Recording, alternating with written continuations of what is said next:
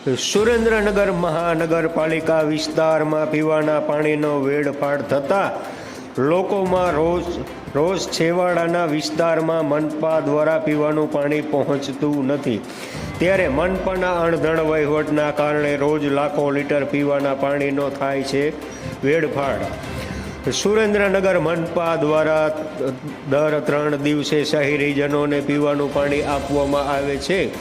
શહેરનો ધોળી ધજા ડેમ પૂરતો ભરેલો હોવા છતાં હજુ છેવાડાના વિસ્તારોમાં લોકોને પીવાનું પાણી નથી મળતું, જેથી મહિલાઓ પીવાના પાણી માટે વલખા મારી રહી છે અને રોજ પાલિકા કચેરીમાં મહિલાઓના ટોળા પીવાનું પાણી આપવા માંગ કરે છે.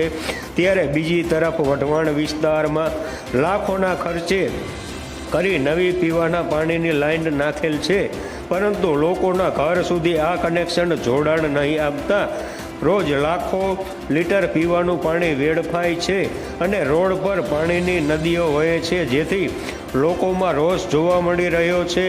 મનપા દ્વારા વઢવાણ શહેરી વિસ્તારમાં નલ છે જળ યોજના અંતર્ગત પીવાના પાણીની નવી લાઈનો દરેક વિસ્તારમાં નાખવામાં આવી છે અને લાઈનો નાખ્યા બાદ લોકોના ઘર સુધી હજુ કનેક્શન જોડાણ આપેલ ન હોવા છતાં નવી લાઈનમાં પાણી ચાલુ કરતાં છેલ્લા 15 દિવસથી પીવાના પાણીનો વેડફાટ થઈ રહ્યો છે. રોડ પર પાણીની નદીઓ વહી રહી છે. વગર વરસાદે રોડ પર પાણી જોઈ શકાય છે. પાણીનો વેડફાટ થતાં લોકોમાં રોષ જોવા મળી રહ્યો છે.